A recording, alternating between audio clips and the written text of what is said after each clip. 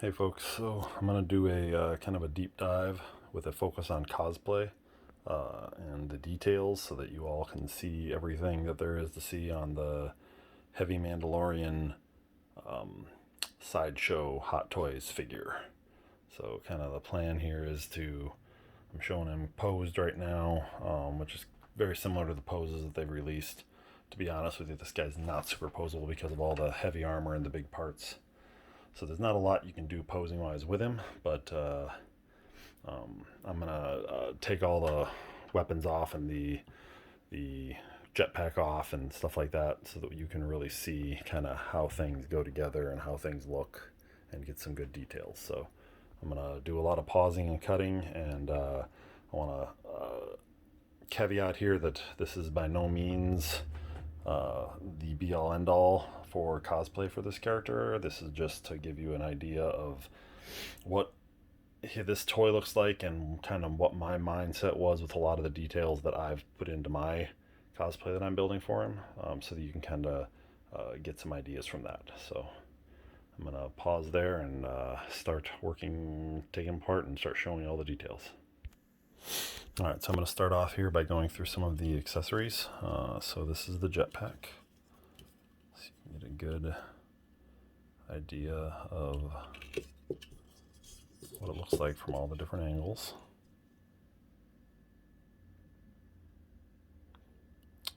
There's some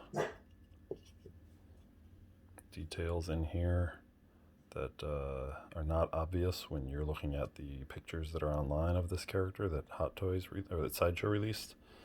So I definitely want to try and get a lot of those details pointed out in here. Like, for example, the little details there, you couldn't really see that, or how the bevels look around the base of this thing.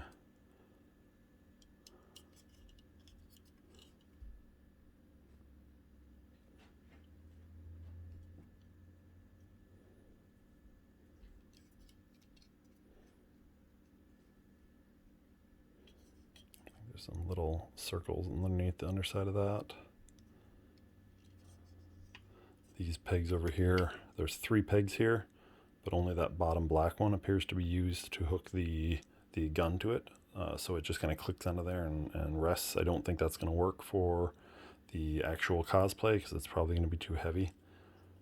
I'm not sure what those 2 are for, if they have a purpose or not. So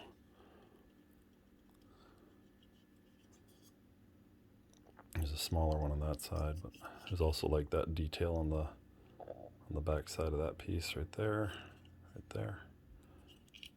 and you can see how the clips work to hook it into place.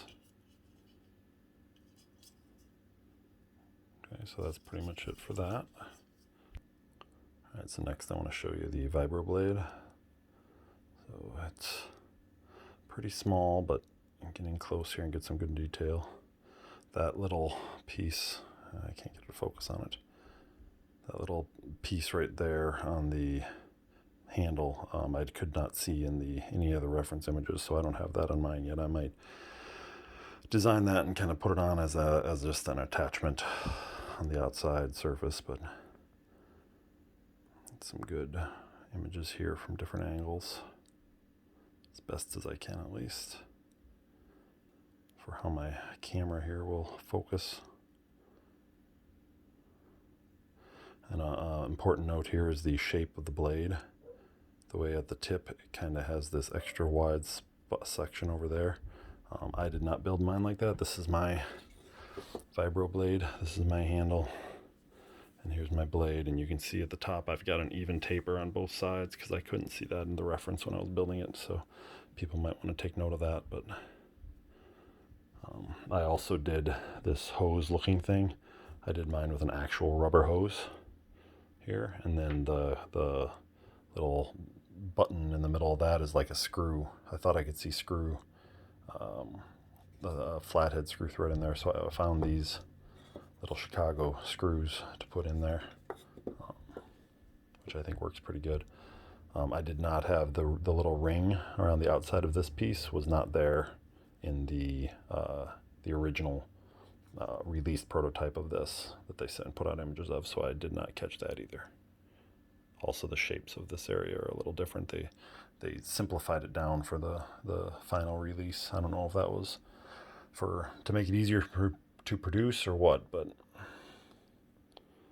so there's the vibroblade. Alright, last piece here we're going to do in this video is the gun and the ammo tube or energy tube or whatever.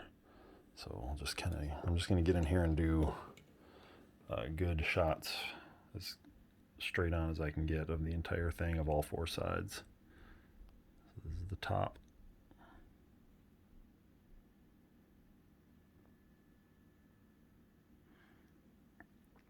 And then this piece here rotates. You can see kind of how that rotates into place. And this is the outside.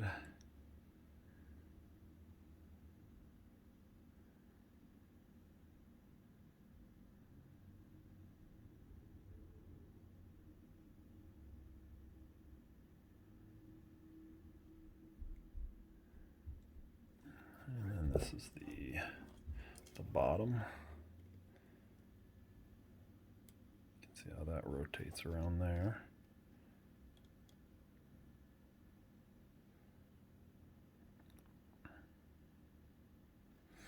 And then the other side. So I want to note here too, this piece does rotate. There.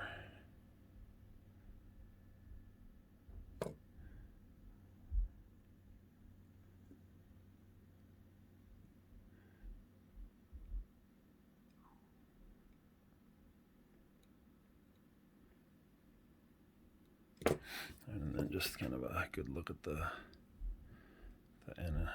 end of the hose here, kind of how it attaches.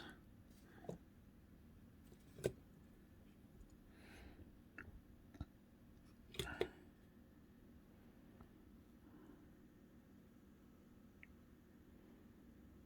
appears to be a little dot on each one of these, a little rivet. So then back, let's move that out of the way a little bit.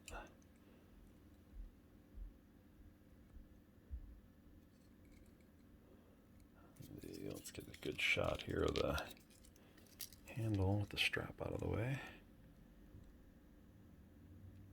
So it's got some buttons there that give it the kind of look like it's like a grip from a jet plane or a yoke for a video game controller or something that they used.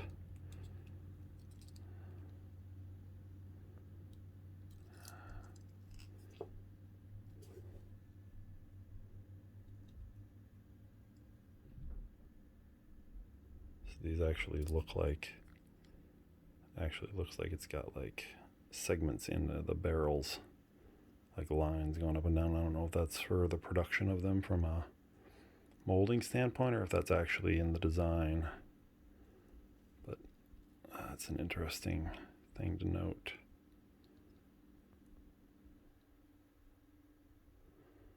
And there's the ends of the barrels. If I can get it to focus, there we go, a little better. So that's the gun. Okay, so the last thing I want to show here is the weapon strap. So this one hooks on with these little clips, kind of look like that, and they've got the flat piece, and then this buckle, this fancy looking buckle, and then there's the strap.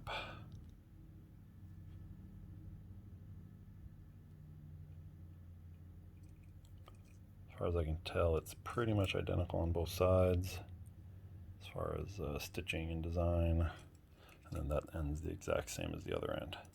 So this is that's the Hot Toys one. This is mine that I designed and had somebody make based off of that. So I've got, obviously a different buckle here, but I think that would work better than something like that, because it would, that's probably just put on there for the sake of it being a little tiny toy.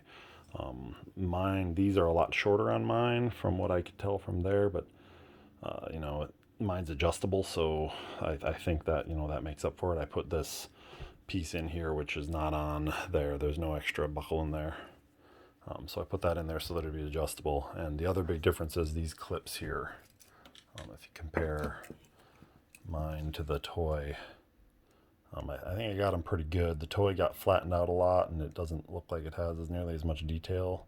I don't know if that's the actual look or if they flattened it out to make it simpler for production purposes as well, but the version that they released pictures of early on did not look quite the same as this one here.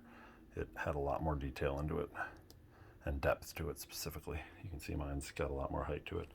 But the big difference is that in this version, it's that black pieces on both sides.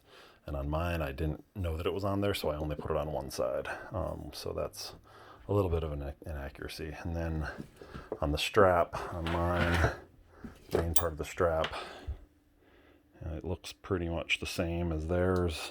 It's got the stripes down the middle. They only have the 6 stripes with a big part in the middle, and I had mine done all the way, so because again I couldn't tell. And I have the back side of mine is a more softer felt, so that'll be a little bit easier to put over the shoulder. But otherwise it's pretty much the same. So all right, we're going to stop this video and pick up the rest of the character in part 2.